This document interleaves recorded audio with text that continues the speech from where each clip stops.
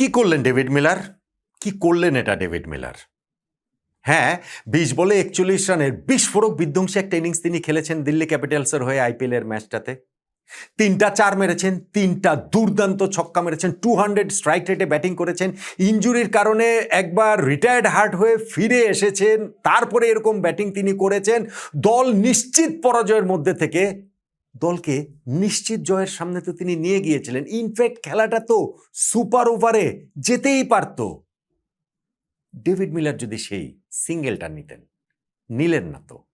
আর তাতে করেই এইবারের আইপিএলে প্রথম ২টা ম্যাচ যে জিতেছিল দিল্লি ক্যাপিটালস, তারা থার্ড ম্যাচে এসে প্রথম পরাজয়ের স্বাদ পেল, সেটাও মাত্র ১ রানে। প্রথম ২টা ম্যাচে হেরেছিল যে গুজরাট টাইটান্স, তারা থার্ড ম্যাচে এসে প্রথম জয়ের স্বাদ পেল এই সিজনে, সেটাও মাত্র ১ রানে। আর তাতে ডেভিড মিলারের ওই সিঙ্গেল রিফিউজ করার বাইরে অন্য কোনো কিছুকে কি টার্নিং পয়েন্ট বলার উপায় রয়েছে? ডেভিড মিলার ফিনিশার হিসাবে টি-20 ক্রিকেট হিস্ট্রিতে গ্রেটেস্টদের তালিকার মধ্যে থাকবেন, এরকম ম্যাচ তিনি জিতিয়েছেন। এইটা যে তার ক্যারিয়ার হাইলাইটস রিলসে থাকবে বিষয়টা তা নয়, বাট স্টিল যেই পরিস্থিতিতে আজকে তিনি ব্যাটিংয়ে নেমেছিলেন, এরকম জিনিস মিলারের কাছ থেকে প্রত্যাশিত। আমরা এরকম অতিমানবীয় অনেক ব্যাটিং, অনেক কামব্যাক, অনেক ফিনিশিং তার ব্যাট থেকে দেখেছি, কিন্তু তারপরেও তো ভাই যেই ব্যাটিং করেন সেইটা অবিশ্বাস্য, সেইটা অতিমানবীয়ই। আজকের পরিস্থিতিটা তারপরে একটু আলাদা উল্লেখের দাবি রাখে। কি কারণে? দেখেন, যে তিনি যখন প্রথম দফায় ব্যাটিং করতে নেমে উঠে গেলেন ইনজুরির কারণে, ব্যাটিংয়ের সময় হাতে তিনি ব্যথা পেয়েছেন, ফিল্ডিংয়ের সময় তিনি ব্যথা পেয়েছিলেন। দিল্লি ক্যাপিটালস ২১১ রান তাড়া করতে নেমে ১৩ ওভার শেষে ৩ উইকেটে ১৩০ রান, তখন ডেভিড মিলার ১০ বলে ১২ রান করে রিটায়ার্ড হার্ট হয়ে তিনি বাইরে চলে গেলেন। আবার তিনি কখন আসলেন? তিনি যখন চলে যান তখন শেষ ৭ ওভারে দিল্লি ক্যাপিটালসের আরও ৮১ রান প্রয়োজন। আবার যখন তিনি ক্রিজে আসলেন কিংবা আসতে বাধ্য হলেন, তখন শেষ ৩ ওভারে তাদের ৪৫ রান প্রয়োজন। এবং পরিস্থিতিটা দেখেন, ৪ ওভারে ৫৪ রান প্রয়োজন ছিল। ক্রিজে ট্রিস্টান স্টাবস এবং কেএল রাহুল ছিলেন। মোহাম্মদ সিরাজের ওই ওভারটা থেকে ৯ রান শুধুমাত্র হলো না, ট্রিস্টান স্টাবসকে রান আউট করে দিলেন সাই সুদর্শন, এবং আরও ইম্পর্টেন্টলি কেএল রাহুল, ৯২ রান করা কেএল রাহুল মোহাম্মদ সিরাজের একটা ওয়াইড ইয়র্কার চেস করতে গিয়ে নিক হয়ে কট বেহেন্ডে তিনি আউট হয়ে গেলেন। ফলে অল অফ এ সাডেন এই ম্যাচটাতে একটুখানি যেহেতু হাতে উইকেট রয়েছে এবং কেএল রাহুল এরকম হচ্ছে গিয়ে 90s ঘরে পৌঁছে গিয়েছেন, ট্রিস্টান স্টাবসের মতো ব্যাটসম্যান রয়েছে, ডেভিড মিলারও তো ধরেন রিজার্ভ বেঞ্চে রয়েছে, যে প্রয়োজন হলে নামতে পারবেন। এই অবস্থাতে দিল্লি ক্যাপিটালস ৪ ওভারে ৫৪ রান প্রয়োজন হলেও জয়ের জন্য তারা স্লাইট ফেভারিট ছিল। কিন্তু ওই ওভারে মোহাম্মদ সিরাজ যখন মাত্র ৯ রান দিলেন, উইকেট তুলে নিলেন কেএল রাহুলের, রান আউট হয়ে গেলেন ট্রিস্টান স্টাবস, তখন কিন্তু ম্যাচের পেন্ডুলামটা আবার চলে গেল গুজরাট টাইটান্সের দিকে। ডেভিড মিলার নেমে ওই ওভারটা থেকে তারা মাত্র হচ্ছে গিয়ে ৯ রান নিলেন, শেষ ২ ওভারে ৩৬ রান প্রয়োজন। তখন মনে হচ্ছিল মিলারেরও সাধ্য নাই এই ম্যাচ দিল্লি ক্যাপিটালসকে জেতানোর।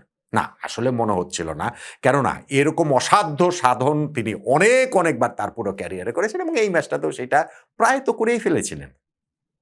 যেই মোহাম্মদ সিরাজ আগের ওভারটা এত ভালো করলেন, সেই সিরাজকে পরপর ৩ বলে ৩টা ছক্কা প্রায় মেরেই ফেলেছিলেন। মানে প্রথমটা মিড উইকেট দিয়ে ছক্কা হলো, পরেরটা এক্সট্রা কভার দিয়ে প্রায় ছক্কা হয়ে গেছিল, একটুর জন্য ৪ হয়েছে, আর থার্ডটাও যে স্ট্রেট লং অন দিয়ে তিনি একটা ছক্কা মেরে দিলেন। ইনফ্যাক্ট তার ব্যাটিং পার্টনার নিগাম, তিনিও 5th বলে একটা ৪ মারলেন। ওই ওভারটা থেকে ২৩ রান তুলে নিল দিল্লি ক্যাপিটালস।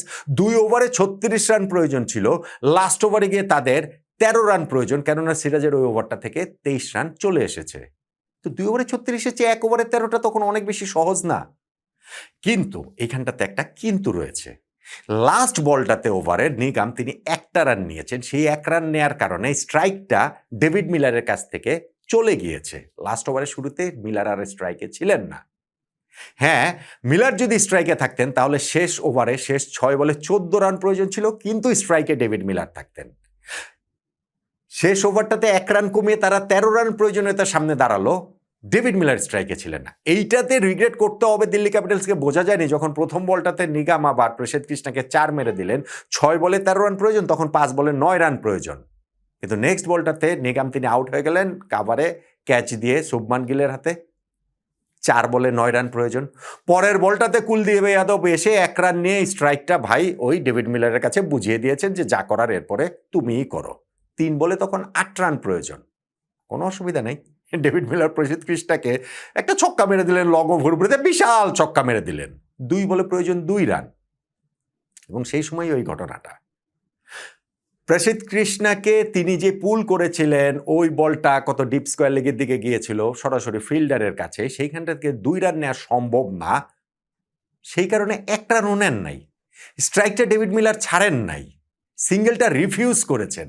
যদিও ওই 1টা রান ডেভিড মিলার নিতেন, তাহলে তো দিল্লি ক্যাপিটালসের স্কোরটাও 210 হয়ে যায়, স্কোরটা তো টাই হয়ে যায়।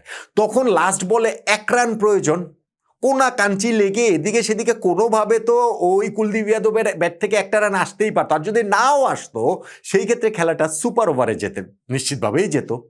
কিন্তু ডেভিড মিলার সিঙ্গেল রিফিউজ করার কারণে যেটা হলো, লাস্ট বলটাতে 2 রানের প্রয়োজনীয়তার সামনে এসে তারা দাঁড়ালো।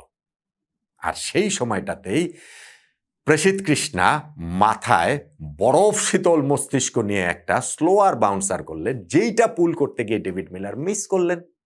উইকেট কিপার জশ বাটলার হাতে বল গেল, রানের জন্য 2 ব্যাটসম্যান ছুটলেন, বাটলার একটা আন্ডার আর্ম থ্রোতে রান আউট হয়ে গেলেন। কুলদীপ যাদব 1 রানের জয়ের উল্লাসে মেতে পড়ল, ফেটে পড়ল গুজরাট টাইটান্স। দাঁড়ান, ওই সময় আবার আরেক দফা নাটকীয়তা, কেননা স্লোয়ার বাউন্সারটাকে আসলে ওয়াইড হয়েছে কিনা, মিলারের মাথার সীমার উপর দিয়ে, ওয়াইড সীমার উপর দিয়ে চলে গিয়েছে কিনা, সেইটা আবার আম্পায়ার চেক করে দেখছিলেন, এবং চেক করে দেখা যায় যে না, সেইটা আসলে ওয়াইড হয়নি। ফলে 1 রানে ম্যাচটা গুজরাট টাইটান্স জিতে যায়, 1 রানে ম্যাচটা দিল্লি ক্যাপিটালস হেরে যায়। ফলে ওই যে দেখেন, এই লাস্ট 2 ওভারের যে হিসাবটা আমি বলছিলাম, সেইখানটা থেকে কি অবিশ্বাস্যভাবে ম্যাচটা ডেভিড মিলার জিতিয়ে দিয়েছিলেন প্রায় দিল্লি ক্যাপিটালসকে। কিন্তু লাস্ট ওভারের পেনাল্টিমেট বল, 5th বলটাতে সিঙ্গেল রিফিউজ করাটাই শেষ পর্যন্ত গিয়ে তাদের এই 1 রানে পরাজয়ের সবচেয়ে বড় রিজন হয়ে দাঁড়ায়। হ্যাঁ, যদি ম্যাচটা জিতাতে পারতেন ডেভিড মিলার, সেই ক্ষেত্রে তো আমরা ওই আলোচনা করতাম তার সাহসিকতা, যে না, সিঙ্গেল রিফিউজ করেও লাস্ট বলে 2 রানের প্রয়োজনীয়তা মিটিয়ে দিয়েছেন। মেটাতেই পারতেন, 4-এ মেটাতে পারতেন, ছক্কায় মেটাতে পারতেন, এইগুলা মিলারের জন্য আসলে মানে এটা পান্তা ভাতের মতো, এটা করতেই পারতেন।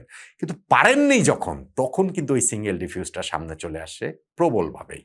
ডেভিড মিলারের তাই 20 বলে 41 রান ইনিংস, 200 স্ট্রাইক রেটের ইনিংস, ওই রকম বিরুদ্ধ অবস্থাতে শেষ 2 ওভারে 36 রানের ইকুয়েশন মিলারের মতো অবস্থায় যে তিনি নিয়ে গেছেন, এই সব কিছু ছাপিয়ে তাই ওই সিঙ্গেল রিফিউজটাই বারবার করে সামনে চলে আসছে। এর বাইরে কি আর খুব বেশি এই ম্যাচে টকিং পয়েন্টের বা টার্নিং পয়েন্টের আলোচনার কিছু রয়েছে? হ্যাঁ, 210 রান গুজরাট টাইটান্স করেছে, সেই রানটা কিছু বেশি হতে পারত।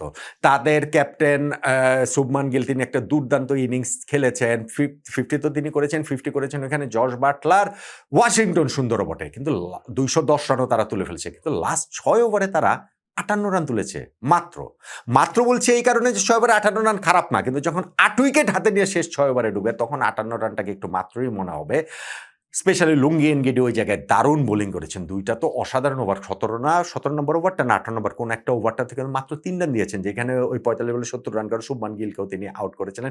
নটরাজনও খুব ভালো বোলিং করেছেন একটা ওভার, ফলে ওই জায়গাটাতে রান তাদের কিছুটা কম হয়েছিল, অন্তত ধরেন আরো 10-15টা রান হতে